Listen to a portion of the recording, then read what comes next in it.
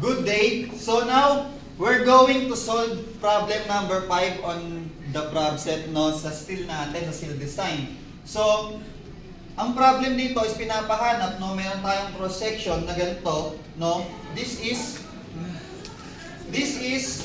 circle, hollow circle, no. Ang hollow, ang pinakabutas niya etong shape na to.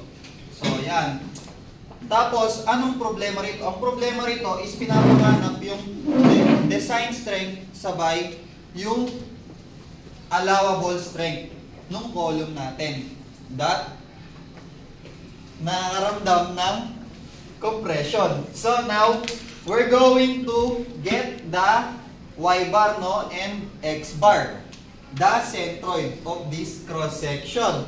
So, now, gagamitin natin itong tabulated method, no? So, una, kailangan natin i-identify kung anong mga figure or shapes na gagamitin natin dito sa figure nito. First, napili natin is yung circle as a whole, no? That's a solid circle. So, sa number tong figure is yung rectangle, no? Na hollow. So, void siya. And 3 and 4, the same sila na right triangle. So, una, area ng figure 1. So, napakadali niyan, no? Alam na natin ito lahat. So, ayan yan, kung paano nakuha. Area lang nito na may diameter na 200. Kaya, ang D mo is 200. So, sa 2, figure 2, no? Base height lang yan, madali-madali, 80 times 30. 80, the height, and the base is 30. How do we get that? 60 minus 30, no? Ayun, no? So, 30. So, eto, triangle, 1 at base side. So, ang base nito, meron siyang 30 base. Then, the height is the half of 80, which is 40. So, yan. So, eto, ano tong column, pangalawang column na Y? The Y column, no? The Y column indicate the distance or vertical distance of the centroid ng mga individual shape or figures, no? Sa 1, no, sa figure 1, ang vertical distance niya, no, from the reference axis. We're referring or we're using this reference axis, x-axis, no? So, makakuha natin yung vertical distance ng centroid nitong solid circle, no? Syempre, kalahati lang yan, nandito yung centroid niyan. So, kaya 100. So, dito sa Y2, no, ng rectangle is nandito lang din. Yung rectangle kasi na to, no, ito yung pinaka-center line niya, no. Nandito sa may pinagtagpong ganyan. So, itong rectangle na to, ang height niya is naka-respect to, yung center ng rectangle is naka-respect din or collinear din siya sa center ng circle. So, same lang sila ng vertical distance from the reference axis na ginamit natin. So, figure 3, sa figure 3, no, gagamitin lang din ulit natin yung center. So, this is 100, no, kasi half of 200 is 100. So, pag 100 to, si Y3 is here, no? So, 100 plus what? The centroid of the figure 3 is here. So, from here to the lowest point of the triangle to the centroid of the triangle, that distance is the 2/3 of this length, no? So, 2/3. So, 100 plus 2/3 of what? 40, no? 40 to. So, 40. Kaya, naging 100 plus 2/3 of 40. Yan.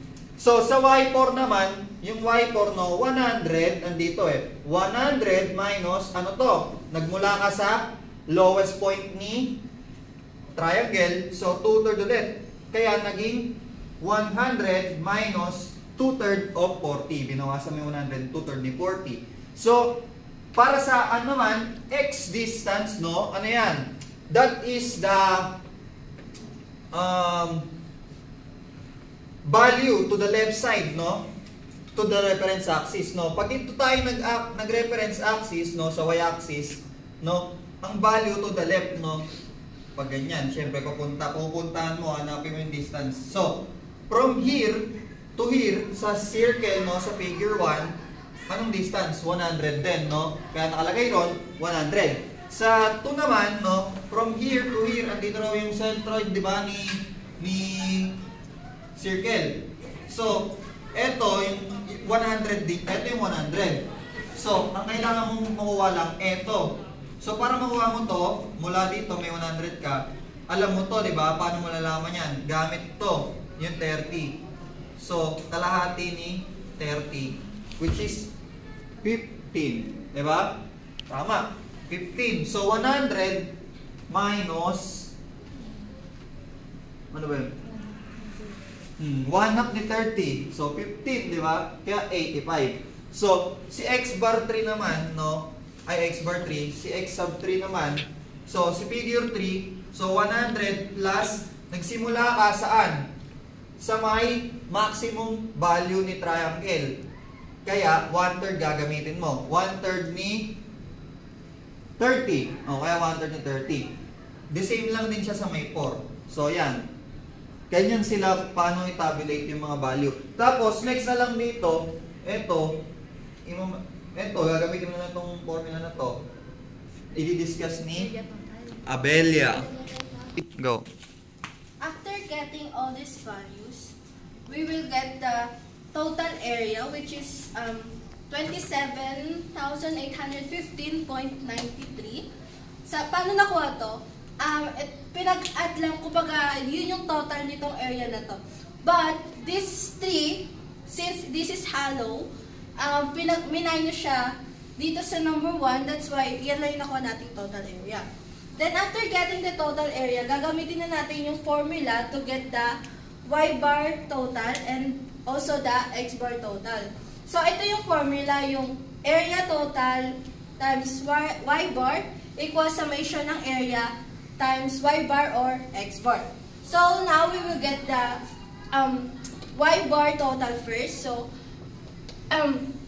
the first thing is area, then times, since y bar to, dito lang muna tayo mag-focus sa area and up to y. So area is 10,000 pi times 100 since here, and then minus siya because this is hollow, and kailangan natin makuha yung kabuuan ng area nung mismong composite section. Then next is minus 2,400 times 100, since yun din nandito, and then minus 600 times this one, yun lang, area and y bar. Ganun din, 600 times 220 over 3. Then dinivide siya sa area total, which is yung 27,815. And we will get this value, which is 99.99. Wow.